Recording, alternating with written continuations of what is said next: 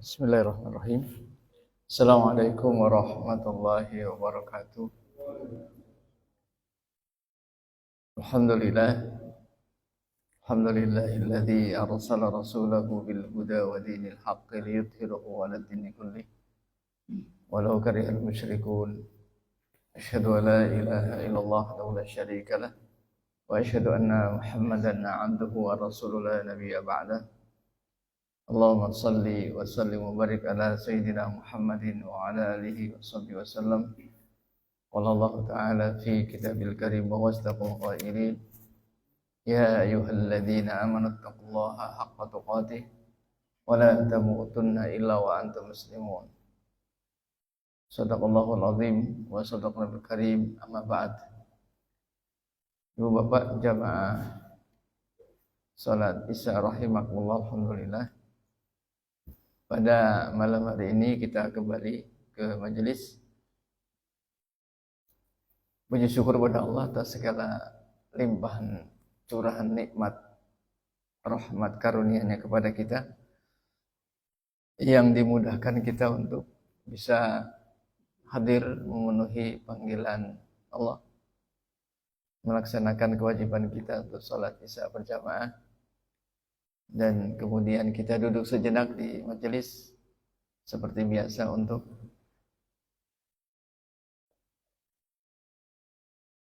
mendapatkan atau mendapatkan keberkahan atas ilmu, untuk mendapatkan keberkahan, kebaikan yang banyak dengan mohon kepada Allah karena Allah memberikan pemahaman kepada kita.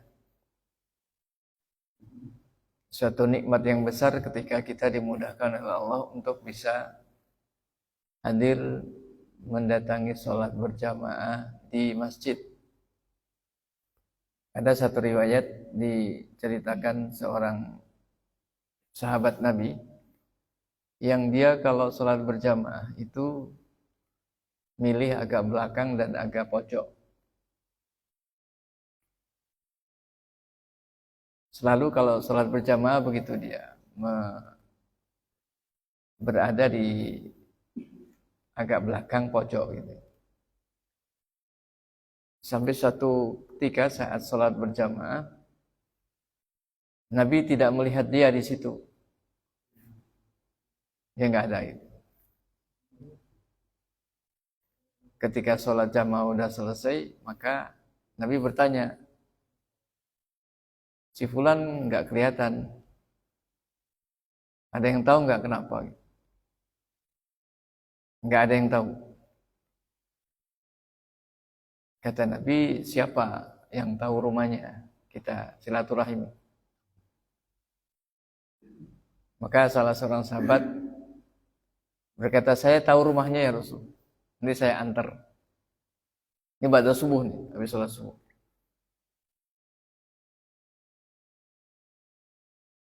Maka kemudian mereka habis sholat subuh itu, kemudian Nabi dengan sahabat berjalan menuju ke rumah yang dimaksud, diantar oleh sahabat yang tahu tadi. Ternyata perjalanannya jauh. Sampai di rumah yang dimaksud itu sudah waktu syuruk. Kira-kira berapa lama?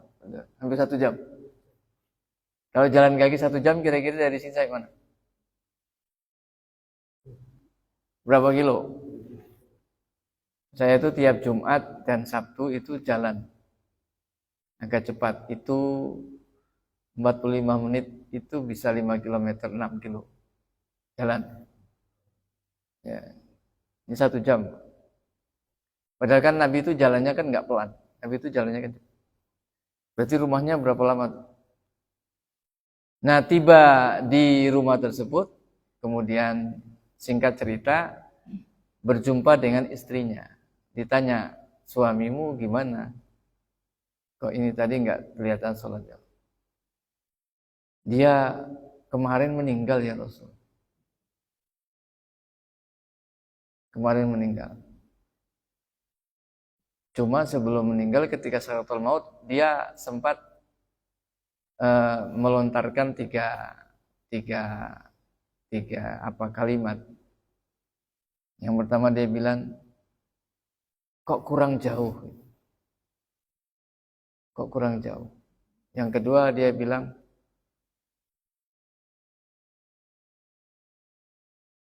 kok yang lama enggak yang baru? Kemudian yang ketiga dia bilang, kenapa enggak semua? Nah kemudian 3 kalimat ini ditanyakan kepada Nabi. Maka Nabi SAW menjelaskan. Dia berteriak, kok kurang jauh? Jadi ketika sakaratul maut itu Allah menampakkan kepadanya balasan perjalanan dia dari rumah ke masjid untuk sholat berjamaah. Jarak itu 5-6 km ya.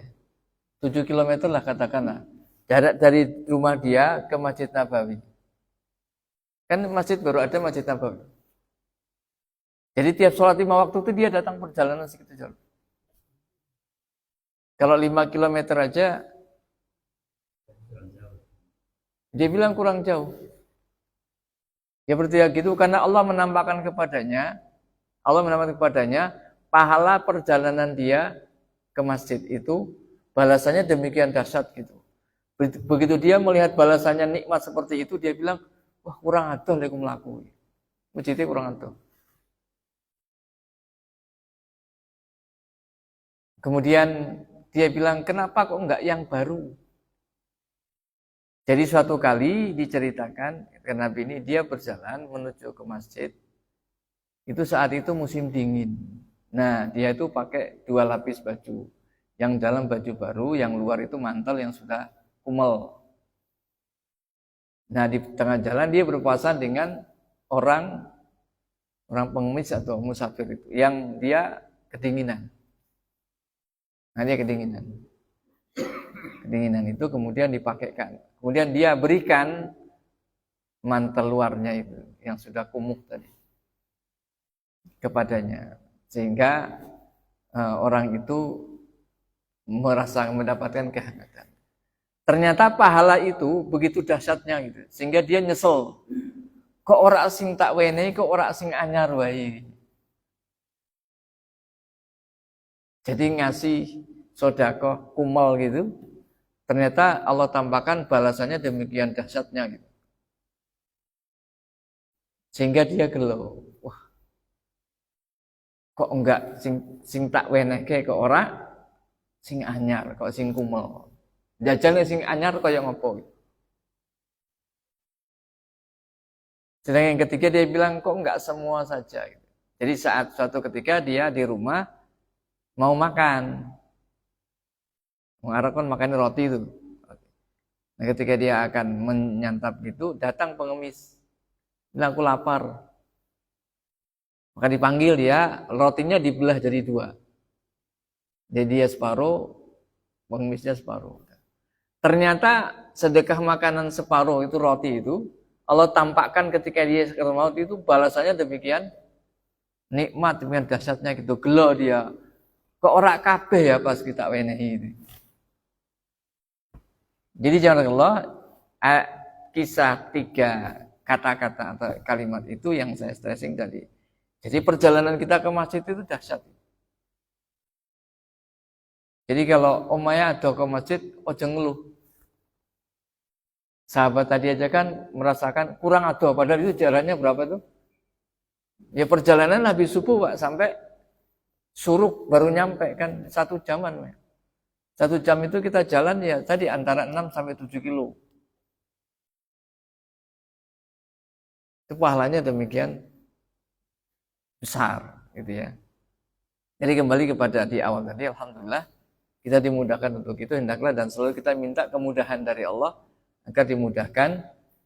Allah mudahkan kita untuk memenuhi setiap panggilan, setiap kewajiban kita, setiap ketaatan kita agar dimudahkan. Jamaah Allah, ada beberapa bahasan tempo hari yang butuh kita lanjutkan, cuma maksudnya pada sesi berikutnya. Cuma pada kesempatan ini saya akan menyampaikan juga momentumnya tentang Sirah Nabawiyah. Kajian Sirah Nabawiyah tentang saat kelahiran Nabi Sallallahu Alaihi Wasallam. Saya bacakan mandhumah nazam dari Al-Urjuz Al-Maiyah. Jadi 100 bait syair. 100 bait syair yang menceritakan kisah tentang Sirah Nabawiyah, dan saya ambilkan tentang kelahiran.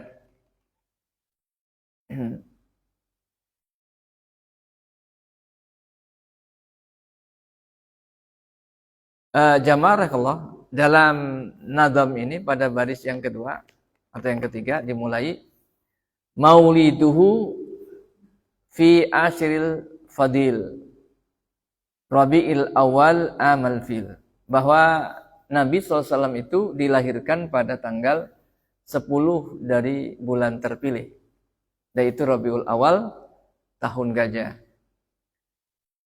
Lakin namal masyhuru sani asyrihi fi yaumis naini tulu'il fajri tulu'a fajrihi. Akan tetapi yang masyhur adalah tanggal 12 pada hari Senin setelah terbit fajar. Wa wafaqal isrina min naisana wa qabalahu hina abihi hana.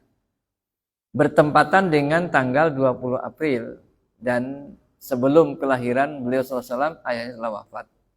Jadi namanya nazam itu kan ringkasan, cuma dibuat dalam bentuk syair gitu, agar mudah dihafal. Jamaah rahimakumullah. Jadi waktu kelahiran Nabi itu memang diperselisihkan oleh para ulama. Kalau dalam nazam ini disebutkan, ada yang menyebutkan 10, tanggal 10, ada yang menyebutkan tanggal 12, yang masyhur di kita itu tanggal 12. Tapi di dalam sirah oleh Mubarakfuri itu disebutkan tanggal 9. Ini tanggal 9. Bulan Rabiul Awal. Bertepatan dengan pemerintahan Raja Kisra Anushirwah, yaitu tanggal 20 atau 22 April tahun 571 Masehi. Jadi jazakallah, kenapa terjadi perbedaan? Ya, karena ketika Nabi lahir kan belum ada sahabat yang bisa mendokumentasi dengan sanad. Oh, Nabi lahir. Kalau Nabi wafat itu kan enggak ada khilaf. Karena Nabi ketika wafat ada sekitar 130.000 sahabat. Jadi mereka semua tahu meninggali di nopo, tanggal piro, gitu kan? Bahkan waktu apa. Tapi kalau kelahirannya kan belum ada sahabat. Jadi kalau terjadi perdebatan, perbedaan itu wajar. Nah, yang kita garis bawahi adalah Amul Fil pada tahun gajah. Pada tahun gajah. Dikatakan tahun gajah, zaman dulu itu kan ketika belum tahu hitungan tahun atau tidak ingat hitungan tahun, yang diingat itu peristiwa biasanya. Peristiwa yang paling besar di saat itu apa? Itu biasanya diingat. Oh, lahirnya kayak pas ono wabah. Ya. Oh, dia lahir dulu pas ada terjadi Gestapo. Dia lahir lagi pada serangan umum 1 Maret misalnya. Jadi nggak ingat tahun, ini ingat peristiwanya. Karena zaman dulu kan gitu. Apalagi belum ada hitungan. Tapi kan bulan sudah ada, pergantian bulan selalu ada. Nah, Nabi itu lahir pada tahun gajah. Kenapa dikatakan tahun gajah? Karena 40 hari sebelum Nabi SAW itu lahir ada terjadi peristiwa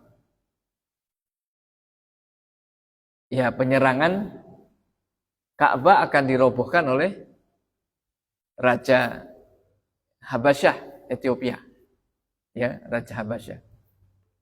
Yang singkat cerita dia ingin menghancurkan Ka'bah itu karena dia di kerajaannya kan membuat rumah peribadatan yang sangat megah. Dia ingin semua orang datang ke situ untuk beribadah. Tapi ternyata nggak pada mau, gitu kan?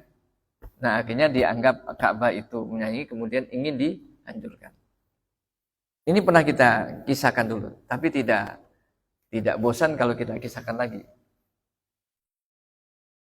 Jadi ketika Abroha itu datang dengan pasukannya, dia kan mengendarai gajah. Makanya dikatakan tahun gajah. Nah, ketika pasukannya itu sudah sampai di luar kota Mekah pada saat itu, tapi belum sampai masuk ke Gebra. Nah, dia bikin tenda di situ. Pasukannya bermarkas di situ, di luar kota Mekah.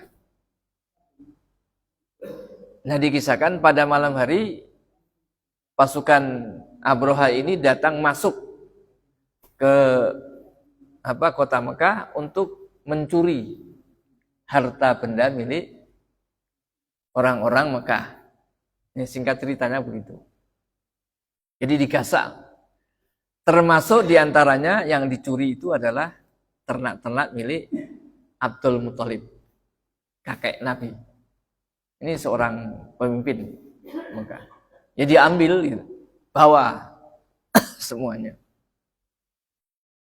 Nah, keesokan paginya kan geger, gitu. Bondo-bondone udah hilang, ternak-ternak pada hilang, ya, semua harta-harta pada hilang.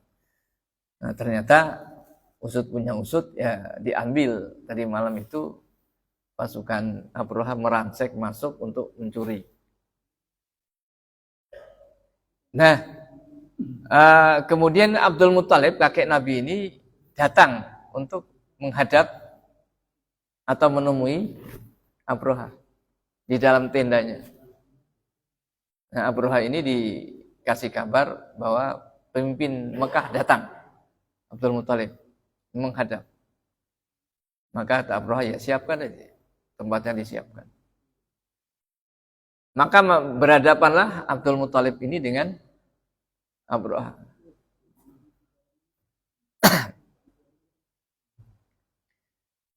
Dalam pikiran Abroha, pemimpin Mekah ini tentunya akan ya minta dikasihani lah, minta dibelas kasihi, ya, atau minta agar jangan diserang.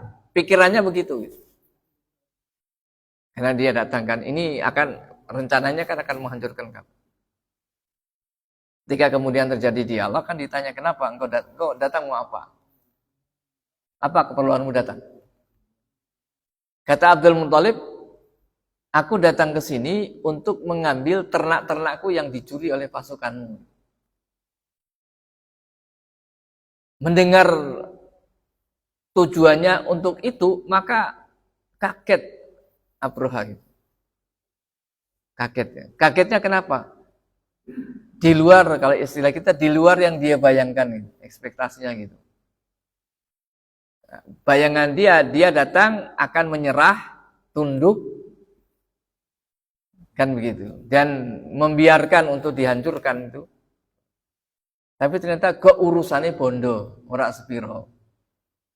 Makanya kaget dia dan dia tertawa gitu. Hanya untuk inikah urusan remeh engkau datang minta kepadaku gitu?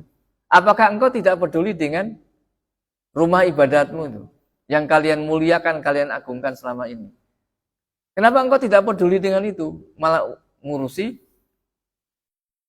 ternak-ternakmu? Apa jawaban dari Abdul Muthalib? Ka'bah itu ada yang punya, ada tuannya. Biar tuannya nanti yang menjaga, tuannya bukan aku. Ka'bah itu punya tuan, nanti tuannya yang akan menjaga dia. Sedangkan ternak-ternak yang dicuri oleh tentaramu itu punya aku, tuannya aku. Maka aku berkewajiban menyelamatkannya, makanya tak minta. Ini karo Ka'bah, ya bahasa saya, itu urusanku. Oh, kuwi ana sing duwe ben. Nah, ini ternak-ternak kuwi wekku gitu. Ya akhirnya dikembalikan. Maka kemudian Abdul Muthalib itu perintahkan umumkan kepada rakyatnya bahwa hendaklah kalian mengamankan diri di bukit-bukit. Kan Mekah itu kan, Ka'bah itu kan di sekelilingnya bukit-bukit ya. Sampai sekarang kan masih ya, walaupun bukit-bukitnya sudah mulai banyak hilang jadi gedung-gedung bertingkat. Ini kan bukit-bukit kan. Ini di bawah gitu. Kata Abdul Muthalib, ini Ka'bah ini akan dihancurkan. Semua perkampungan di sini pasti akan dilibas. Oleh karena itu sih menyingkirlah kalian mengamankan diri di bukit-bukit. Dan bawa semua harta yang memang layak untuk dibawa. Udah semua akhirnya nyingkirkan dengan semua yang ternak digowo, wis pokoknya bondo digowo, diamankan. Nah, yang terakhir meninggalkan Ka'bah itu Abdul Muthalib. Karena dia pemimpin. Jadi pemimpin ini paring keri limetu. Itu pemimpin. Kalau kita lihat sekarang ini pemimpin kan yang nopo kan melayu dhisik. Betul kan? Iya, pemimpin. Sekarang ini nggak keren. Loh, kita lihat Rasul SAW. Rasul itu ketika perang Hunain ya, yang kemudian kaum muslimin terjebak ya, karena datangnya terlambat kan jebak masuk di arena Hunain kan, di sekelilingnya kan perbukitan juga sudah disiapkan pasukan dengan panah kan dihujani. 12.000 orang itu kocar-kacir Melayu menyelamatkan diri. Tersisa Nabi dengan berapa orang sahabat? Sebagian mengatakan 12 orang, sebagian mengatakan 80 orang. 12.000 tinggal 80 orang. Melayu kabeh mengamankan diri. Sampai Nabi kan berteriak dari manggil mereka kembali ya. Nabi ngerak Melayu. Bahkan beberapa riwayat itu Nabi itu paling depan ketika perang. Bahkan itu pertanyaannya sekarang, pemimpin sekarang itu mana yang nopo Melayu sih? Gitu kan? Nah itu kembali lagi. Nah Abdul Muthalib paling akhir. Sebelum dia meninggalkan Ka'bah, dia berdoa di sisi Ka'bah. Yang inti doanya itu, ya Allah, selama ini rumahmu ini kami yang jaga, merawatnya gitu. Memuliakan tamu-tamumu. Nah saat ini ada pasukan besar yang akan menghancurkannya dan kami tidak sanggup. Maka kami kembalikan rumahmu ini kepadamu ya Allah. Engkau sebaik-baik penjaga. Sambil menangis, kemudian dia ikut mengamankan diri di bukit-bukit itu bersama rakyatnya. Sehingga dari kejauhan mereka mengamati dengan was-was. Kira-kira kayak apa kejadian ini. Maka Abroha sudah siap nih pasukannya. Semua pasukan menghadap ke pintu gerbang Mekah kan, ke Ka'bah itu. Nah, di dalam riwayat sahih itu diceritakan, maka ketika gajah ini yang dinaiki Abroha itu sudah berdiri berjalan begitu menghadap ke arah Ka'bah, maka seketika ekspresi gajah ini ketakutan gitu. Dia meronta ketakutan langsung deprok. Oh, deprok itu. Deprok bahasa Indonesia. Pokoknya deprok. Brek gitu kan. Enggak mau dicambuk-cambuk agar dia berdiri jalan, enggak mau. Ekspresinya ketakutan gajah. Kemudian gajah itu digeser untuk menghadap ke arah selain arah Ka'bah. Maka gajah itu berdiri kenceng terus jalan kenceng. Jalan kenceng. Begitu dia berjalan kenceng diarahkan lagi ke arah Ka'bah, seketika ketakutan dan deprok lagi yang kedua kali. Dan itu berlangsung, kejadian itu berulang 3 kali. Nampaknya sudah ada isyarat dari Allah yang Allah tampakkan pada gajah itu. Gajah melihat Ka'bah itu ketakutan gitu. Makanya dia nggak mau dia. Cuma karena orang manusia bebal ya.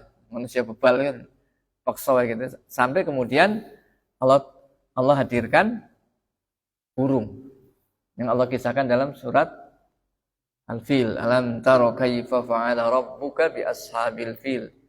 Alam yaj'al kaidahum fi tadlil. Wa arsala alaihim tayran ababil.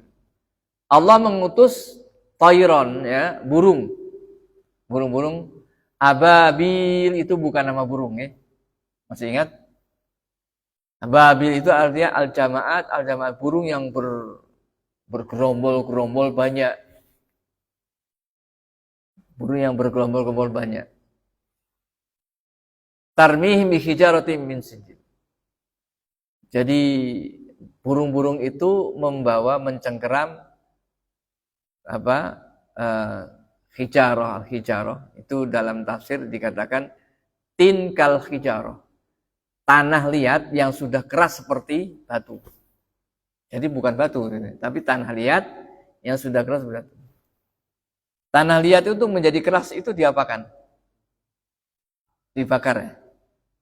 Makanya dikatakan kan itu panas. Nah itu dilemparkan itu jadi hujan kan? Jadi hujan kayak kerikil gitu mengenai pasukan Abraha itu kocar-kacir semua. Sehingga ketika mereka terkena batu itu kan melepuh. Melonyot, lama-lama membusuk, mati.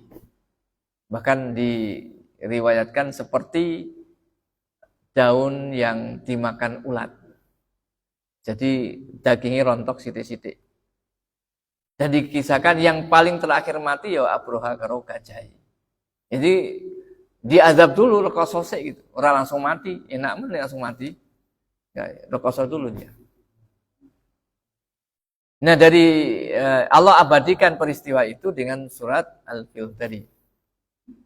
Cuma tidak disebutkan tahun berapa. Karena sebenarnya tahun itu nggak penting.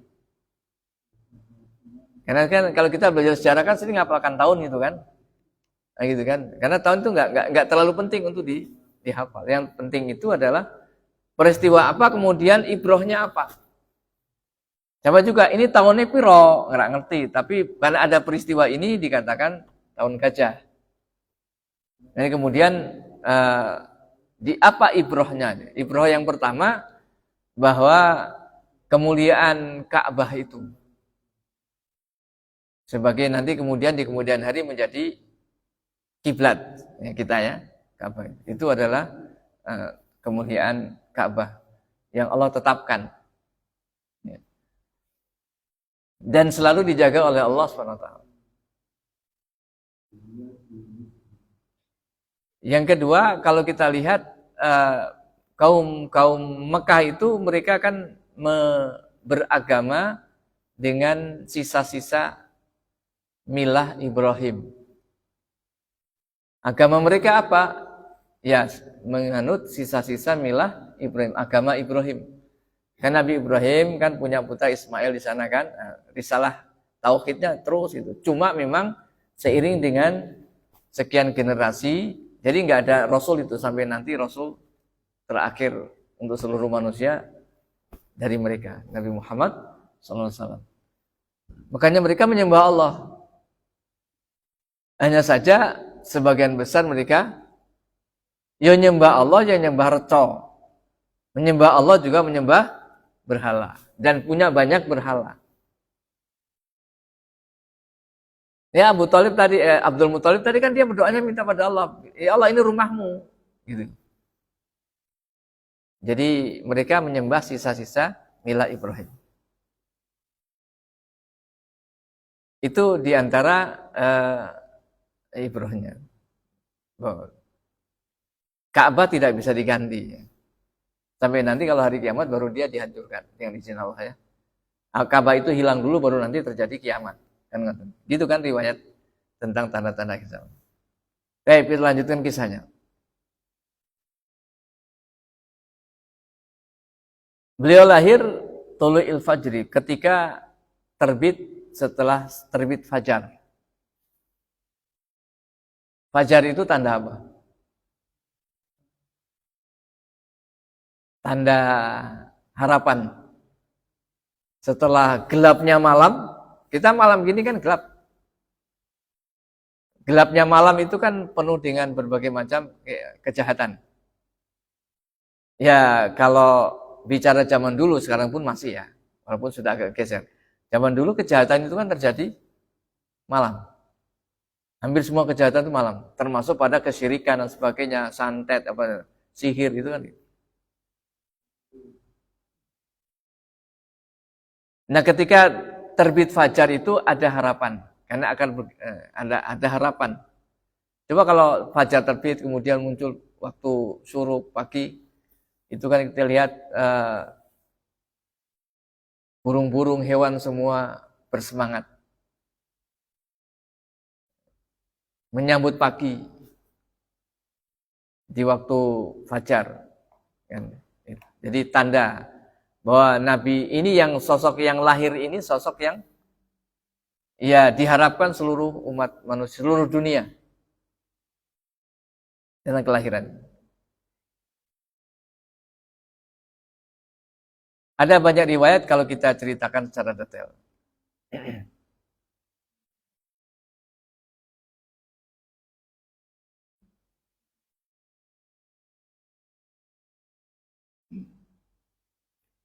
Yang berikutnya jamaah rahimahullah, beliau ketika lahir maka dibawa oleh Halimatus Sa'di, ibu susu ya, yang menyusui beliau.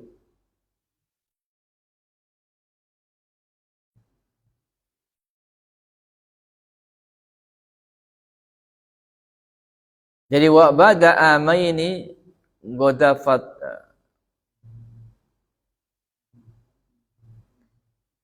Jadi setelah beliau berusia 2 tahun, beliau SAW berhenti menyusu.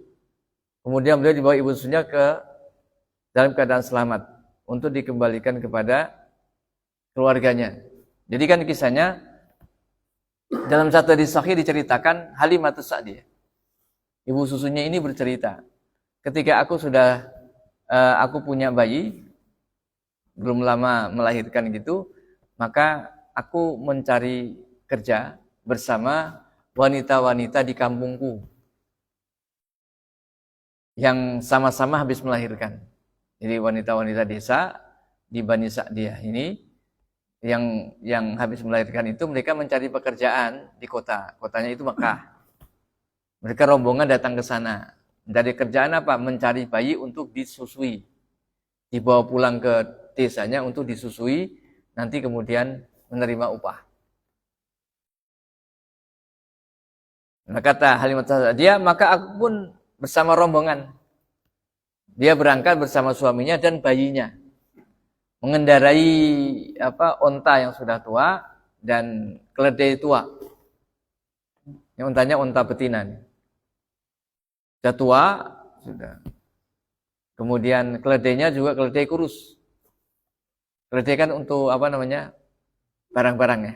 Nah, jadi kalau sekarang kira-kira ya motor tua lah, motor butut tua, gitu kan. Nah, beliau berangkat dengan rombongan. Nah, cuma tertinggal, selalu perjalanan tertinggal. Ya kan, ya namanya juga kendaraan tua, wis ora galak, gitu kan, tertinggal jauh gitu. Nah, rombongan wanita-wanita Bani Sa'ad itu sudah tiba lebih dulu di Mekah dan mereka nyebar untuk menawarkan diri menyusui putra-putra orang-orang Mekah. Baru kemudian tibalah rombongan Halimatus Sa'diyah. Ketika tiba di Mekah itu, ya dia yang lain sudah dapat bayi. Yang lain sudah dapat bayi. Nah, tinggal dia aja yang belum sempat keliling gitu. Tapi kalau keliling menawarkan diri untuk menyusui, ngopeni bayi itu, begitu melihat sosoknya ya pada nggak mau, wong-wongi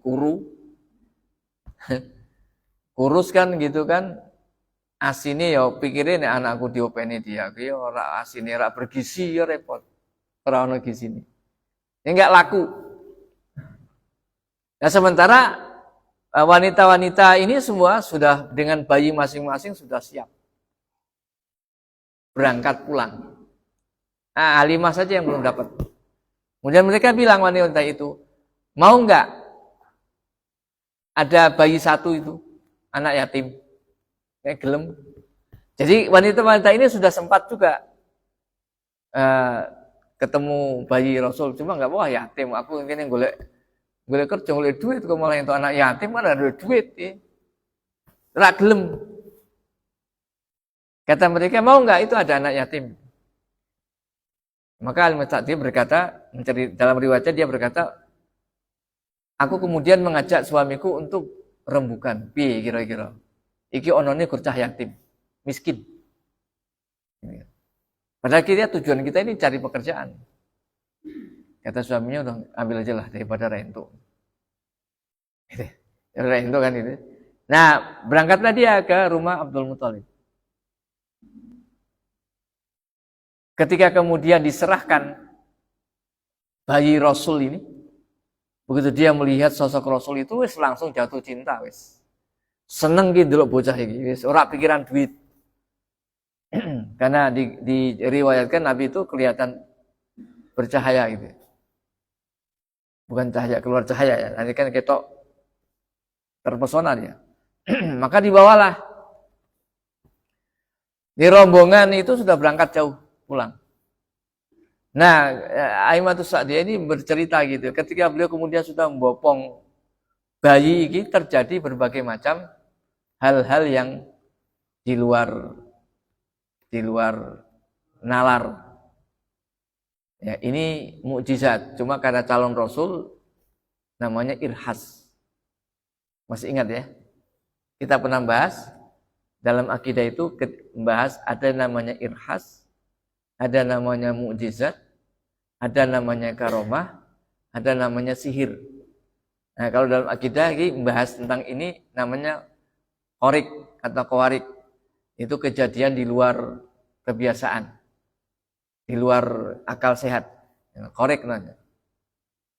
Jadi 4 hal ini biasanya satu. Irhas itu sebetulnya dia mukjizat.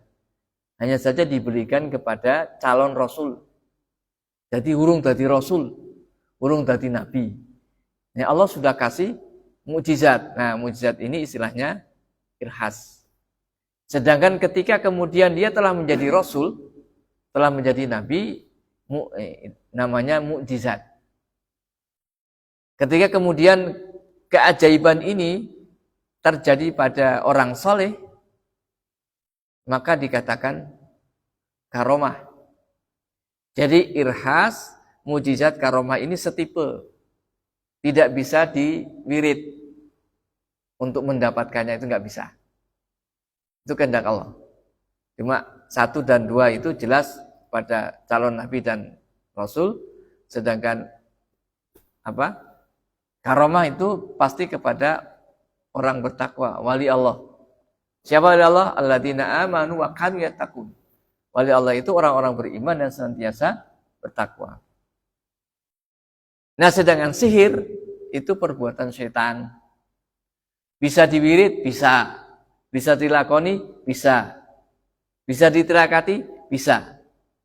Makanya bisa diulang-ulang. Kalau karomah kan nggak bisa diulang-ulang. Sekali tok itu. Tapi kalau orang bisa ulang-ulang, kebal, iso macam-macam, diulang-ulang, itu setan. Ya, jadi dari setan. Nah, kata Halimah Sa'diyah, maka tiba-tiba ontone tadi sama gledhe yang kurus tua itu mlakune buanteri ngebut sampai rombongan itu disalib. Jeder langkah gitu, belum kaget kabeh. Wahai Halimah, apa yang terjadi padamu? Kok tiba-tiba nyalip gitu. Kata tadi, aku orang ngerti kenapa gitu. Cuma sejak membopong bayi Rasul tadi. Dalam kemudian kejadian lain yang diceritakan adalah ketika kemudian tiba bermalam. Jadi musafir zaman dulu itu nek bengi leren. Istirahat. Kalau musafir saiki kan malah melayune bengi malah penak gitu. Orang sekarang kan lalu luar kota kan bengi we gitu kan. Zaman dulu enggak, bengi iki leren, istirahat. Nah, ketika malam tiba istirahat, tiba-tiba onta itu tua itu kantong susunya gede, langsung suamiku memerahnya. Orang entek-entek. Sehingga malam itu kami minum itu dengan kenyang dan tidur pulas. Seumur-umur, kata Halimah Sa'diyah, seumur-umur tidak pernah kami itu tidur dalam keadaan kenyang, baru malam itu. Bisa dibayangkan. Ya Allah kehendaki kan. Ketika para ulama sirah itu menjelaskan ketika tiba di perkampungan Bani Sa'ad, itu musim kemarau, paceklik, sehingga dikatakan ya sumur-sumur yo entek banyune, sungai-sungai juga enggak ngalir. Jangan dibayangkan sungainya kayak sungai kita nih. Sungai itu kayak aliran kecil aja gitu. Kayak sungai itu maksudnya kayak kita beli gitu ya, ada air pancuran. Jadi mengalirkan enggak besar. Itu kering. Tapi ketika Nabi SAW tiba di perkampungan itu, diasuh di situ, maka tiba-tiba di situ subur. Artinya keluar mata air sumurnya. Sungai-sungai keluar lagi sehingga bisa untuk menyiram tanaman. Sehingga hewan-hewan pun gemuk. Nah itu dikisahkan, itu sampai berlangsung 2 tahun. Setelah 2 tahun ini sempat dikembalikan kepada sang bunda di Mekah. Ya. Hanya saja setelah itu diminta lagi. Diminta lagi.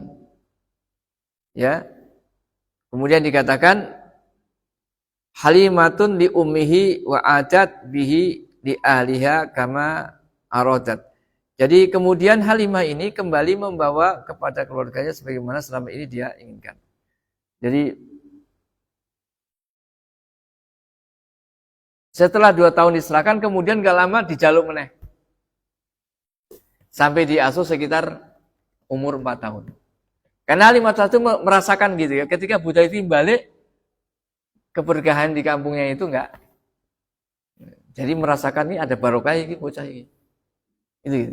Maka diminta lagi. Nah, ketika setelah diminta lagi yang kedua inilah terjadi pembelahan dada. Kanjeng Nabi. Dibelah dadanya, gitu ya. Jadi Nabi SAW itu menceritakan, aku ketika sedang bermain dengan anak-anak seusiaku, tiba-tiba kami bermain itu pelan menjauh dari perkampungan. Sampai dalam keadaan kami bermain, tiba-tiba sosok malaikat Jibril itu turun. Cuma saat itu kan Nabi belum tahu kalau itu malaikat Jibril. Pokoknya ada sosok turun, gitu. Tiba-tiba aku dipeluk dan diterbangkan.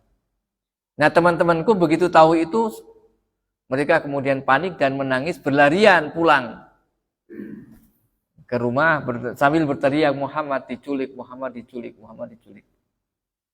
Mau lari mereka semua. Ternyata aku dibawa di Mekah, dibaringkan di dekat sumur Zam-Zam. Kemudian malaikat Jibril itu membawa nampan dari emas itu berisi air Zam-Zam, dan kemudian aku dibelah. Dadaku dikeluarkan ya dari dada beliau itu kan rona itu ya. Kemudian dicuci dengan air Zam-Zam. Setelah itu aku dipulangkan lagi. Nah, ketika teman-temanku datang dengan ibu-ibu mereka dapati aku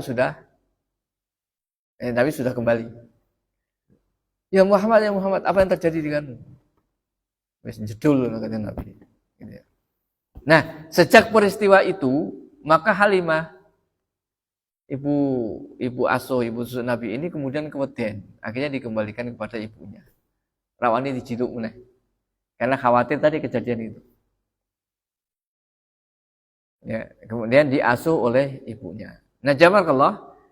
Jadi pelajaran yang dapat kita ambil di sini, sebagaimana dijelaskan ya dalam kitab-kitab sirah itu. Pertama bahwa kebiasaan masyarakat Arab dulu di waktu itu di Mekah, itu kalau punya bayi, istrinya habis melahirkan itu, dan kalau dia punya kemampuan ekonomi, maka mereka akan menyerahkan anak bayi-bayinya ini untuk diasuh wanita-wanita desa. Karena ada penjelasan kenapa begitu, agar istrinya itu fokus untuk istilahnya melayani suami, fokus untuk ngopeni. Nah, anak ini diopeni di desa. Itu tradisi pada saat itu. Kemudian kenapa diasuh di desa? Dalam sirah itu dijelaskan ibrahnya adalah desa itu masih asri. Sehingga ketika bayi diasuh di sana, khususnya ini Rasul diasuh di sana, pertama beliau akan tumbuh sehat fisiknya dan kuat. Sehat fisiknya dan kuat. Di Soba. Belum ada polusi-polusi kayak di kota.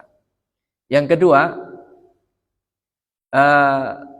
lingkungannya masih alami. Alami itu dalam artian kalau di Mekah itu kan banyak orang yang datang singgah, aneka macam perilaku, bahasa, aneka macam budaya dari berbagai macam suku itu datang, bangsa datang kan, dan itu akan mempengaruhi. Makanya kalau kita lihat kan ada di Al-Quran itu menjelaskan, Allah menceritakan bagaimana orang-orang musyrikin itu mereka tawaf aja sambil telanjang. Artinya orang melakukan kayak gitu itu biasa. Berzina itu biasa, khamr itu biasa. Nah di desa nggak begitu. Sehingga sehat secara fisik, sehat secara mental. Pergaulan, akhlaknya jadi baik. Yang ketiga agar fasih, karena bahasanya masih asli. Bahasa ibu masih asli. Kita mengenal bahasa prokem.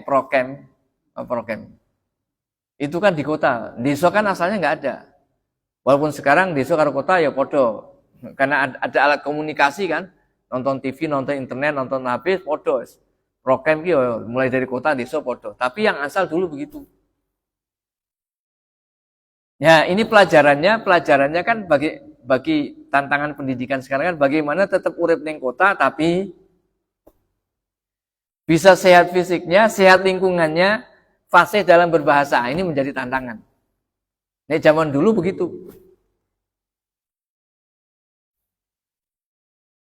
Karena kita sekarang nggak bisa mengandalkan deso, gitu ya. Kecuali kalau memang dibuat. Saya dulu pernah ikut hadir di presentasi susu, namanya satu produk ya. Tapi itu sayangnya jualnya multi level gitu, sehingga nggak terlalu diketahui publik.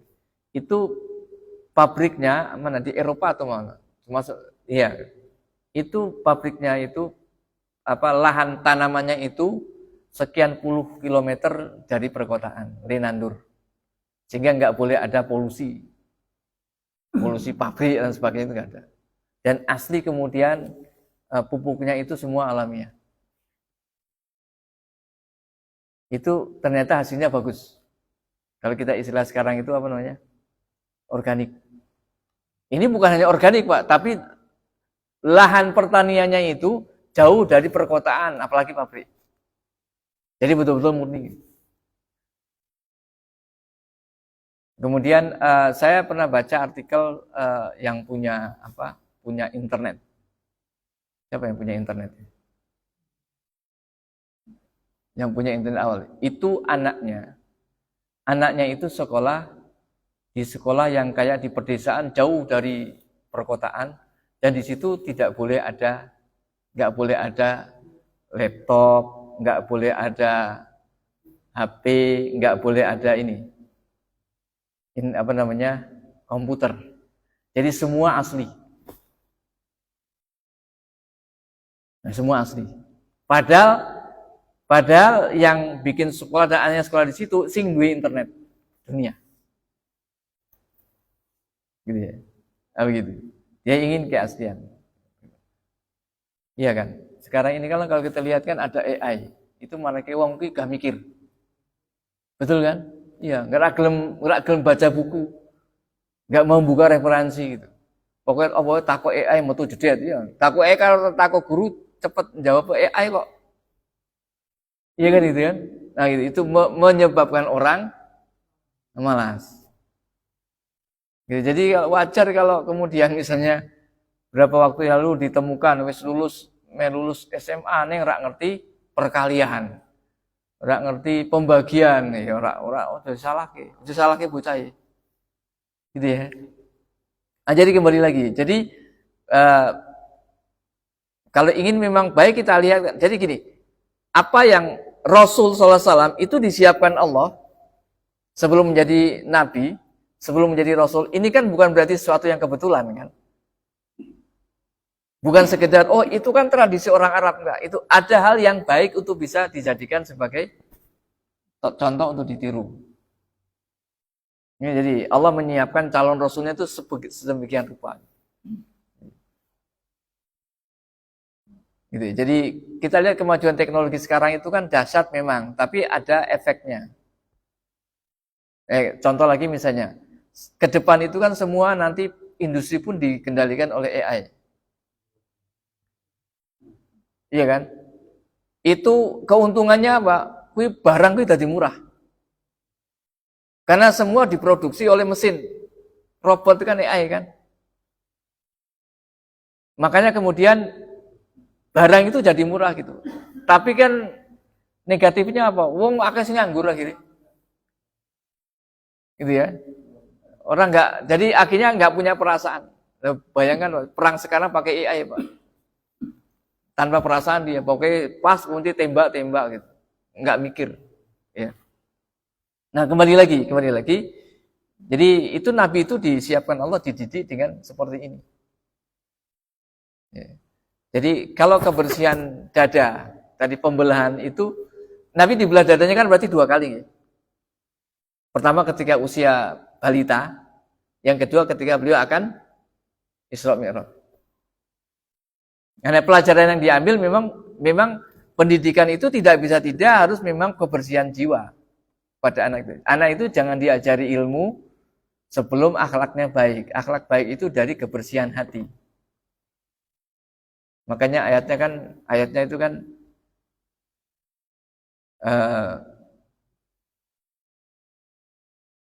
di dalam surat, misalnya di dalam surat Al-Jum'ah ayat 2 itu. Walladzi ba'atsa fil ummiyina rasulan minhum yatlu 'alaihim ayatihi wa yuzakkihim wa yu'allimul kitab wal hikmah. Jadi membacakan ayat-ayatnya kemudian membersihkan jiwa. Ini membersihkan jiwa nih. Bersihkan jiwa, bersihkan hati. Berarti mendandani hati, dandani akhlak, dandani moral. Baru kalau akhlaknya baik, hatinya bersih, jiwanya lurus, baru diajarkan ilmu. Sehingga ketika hatinya sudah baik, jiwanya lurus, bersih, diajarkan ilmu, semakin tambah ilmu, semakin baik dia begitu. Tapi kalau hatinya masih kosong, nanti kotor, diajarkan ilmu, pinter nih ngakali, pinter nih culas, yang ada sekarang kan begitu. Pinter nih minteri orang, ngerjain gitu. Dan kita lihat, jadi sejak usia balita, Nabi itu sudah diberikan Allah itu simbolkan bagi kita gitu. Memang, jadi mendidik anak, mendidik generasi itu sejak mulai usia PAUD ya, itu sudah dibersihkan. Sampai nanti kemudian pada usia dewasa diulangi lagi. Jadi itu apa istilahnya? Ibroh. Di antara ibroh bagaimana kita lihat kelahiran peristiwa Nabi. Jadi Nabi lahir ini kan bukan sekedar lahir. Semua disiapkan oleh Allah kan gitu ya. Dan itulah sebaik-baik pendidik adalah Allah Subhanahu wa taala. Bagaimana kita menyiapkan generasi anak-anak kita, putu-putu kita itu dengan baik ya. Bagaimana kita menjadikan sirah ini sebagai panduan kita dalam melangkah, khususnya dari sisi ini kita belum bahas nasab ya. Nanti ada pelajaran juga bisa kita ambil dari sisi nasab. Olan bisa, kalau ada yang butuh kita diskusikan dipersilakan. Kita sudah hampir 1 jam. Tape. Kalau mungkin ada yang butuh ditanyakan dipersilakan. Monggo.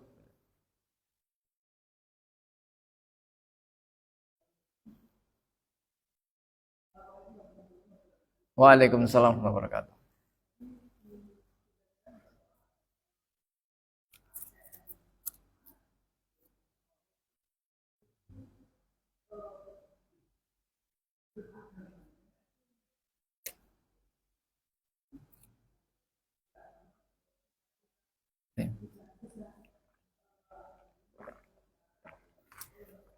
Milah Ibrahim.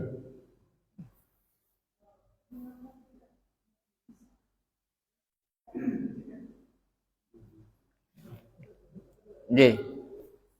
Jadi pertanyaannya tadi kan kakek Nabi dan masyarakat Arab, Mekah secara khusus itu, ya Mekah Madinah juga ya dan sekitarnya, itu beragamanya kan beragama milah Ibrahim, sisa-sisa milah Ibrahim. Kenapa tidak Nasrani gitu? Atau Nabi Isa? Jadi kalau Nabi Isa Nasrani itu kan dia dari Palestina. Dari Palestina. Pertama jauh, yang kedua sebetulnya kan Nasrani itu kan dari Nabi Isa kan sebenarnya untuk Bani Israel, Yahudi, gitu kan, dari Yahudi. Jadi kalau agama Yahudi ya untuk mereka saja. Gitu. Jadi agama sebelum Islam yang dibawa Nabi Muhammad SAW itu ketika ada Nabi Rasul ya hanya untuk kaum itu. Gitu. Untuk kaum itu saja. Sehingga kalau masyarakat Arab ya agamanya ya dari leluhurnya siapa? Nabi Ismail. Kan gitu, enggak mungkin dia beragama yang lain. Sama juga Bani Israel dia mengikuti Musa. Tapi mereka nolak Isa kan? Yang mengikuti Isa akhirnya bukan Bani Israel. Jadi Nasrani itu kan keluar dari Bani Israel. Jadi kenapa masyarakat Arab tidak mengikuti Isa? Karena Isa bukan untuk mereka. Isa diutus bukan untuk bangsa Arab, tapi untuk Bani Israel. Itu alasan pertamanya. Walaupun kemudian kan penyebaran Nasrani, Injil itu kan sampai juga ke Mekah. Dalilnya apa dalilnya? Dalilnya ketika Nabi SAW menerima wahyu. Kan Nabi ketakutan tuh. Minta diselimuti. Kemudian istrinya Khadijah radhiyallahu anha berkata, besok aku bawa engkau kepada sepupuku Naufal bin Waraqah. Dia itu sebagian riwayat dikatakan dia pendeta Nasrani. Sebagian lain mengatakan dia itu adalah penulis atau penterjemah Injil dari bahasa Ibrani ke dalam bahasa Arab. Nah benar, besok pagi diajaklah Nabi ini oleh istri. Kemudian datang menemui pendeta Naufal berkata, wahai saudaraku, coba engkau dengarkan dari suamiku ini. Apa yang dia alami, siapa tahu engkau tahu. Maka kemudian kata Muhammad cerita, ada apa? Nabi bercerita kejadian di Gua Hira. Maka pendeta Naufal itu berkata, yang datang kepadamu itu adalah Namus. Namus itu nama malaikat Jibril di Injil, bahasa Ibrani. Dia yang datang kepada Ibrahim, dia yang datang kepada Musa, dia yang datang kepada Isa. Sekarang dia datang kepadamu. Seandainya umurku panjang, niscaya aku akan membelamu saat engkau diusir oleh umatmu, oleh kaummu. Gitu. Maka Nabi tanya, apakah aku akan diusir oleh kaumku? Ya, setiap yang didatangi Namus pasti dia akan diusir. Dan Nabi itu kan rata-rata kalau kita lihat Bani Israel kan diusir. Nah, sehingga pendeta Naufal itu dia masih asli gitu, masih murni. Injilnya masih tauhid. Nah, dia tahu ini. Karena dia baca Injil kan dia tahu Rasul terakhir. Jadi seandainya aku masih hidup, aku akan membelamu saat engkau akan diusir. Ini berarti usianya sudah sepuh. Ini bukti bahwa jadi penyebaran Injil itu sampai ke Jazirah Arab. Cuma yang asal, kenapa masyarakat Arab tidak beragama Nasrani? Karena Nasrani bukan untuk orang Arab, bukan untuk Bani Ismail. Ya, jadi kan nabi-nabi zaman dulu kan hanya terbatas untuk kaumnya gitu. Sehingga kalau itu bukan kaumnya, ya tidak berkewajiban untuk ikut. Jadi gambarannya seperti itu. Sehingga mereka mewarisi ya leluhur mereka dulu naik ke atas sampai ke Ismail sampai ke Ibrahim. Kayak dikatakan sisa-sisa milah Ibrahim. Hanya saja tadi ada penyimpangan dari sisi tauhidnya. Sehingga banyak ya mereka menyembah Allah juga di waktu yang bersamaan percaya kepada iya, Lata, Uzza, Manat dan sebagainya. Bahkan kalau kisah Umar bin Khattab itu ya, arep mangkat berhala ini berbentuknya roti, gitu kan? Disembah-sembah dia, begitu di tengah jalan kelaparan, maaf Tuhanku, karena aku lapar engkau tak makan, gitu. Gitu. Betul bu, kira-kira gambaran gitu. Ada lagi ya? Kalau mungkin ada satu. Kalau nggak ada, mungkin ini insya Allah masih kita lanjutkan ya, karena dari sisi Nabi Maulid ini, Nabi lahir, waktu kelahirannya itu masih ada yang belum kita, banyak yang kita bahas untuk kita bisa ambil ibrah. Sekali lagi, ini bukan sekedar kisah. Sirah Nabawiyah itu kan bagaimana panduan kita menjalani hidup, dan sekali lagi bagaimana Nabi dididik oleh Allah Subhanahu wa taala, itu bisa kita jadikan sebagai panduan dalam kita mendidik generasi kita saat ini. Semoga Allah Subhanahu wa taala memberikan rahmatnya, hidayahnya kepada kita. Allahumma amin. Kita akhiri subhanakallahumma bihamdik asyhadu an la ilaha illa anta astaghfiruka wa atubu ilaik. Assalamualaikum warahmatullahi wabarakatuh.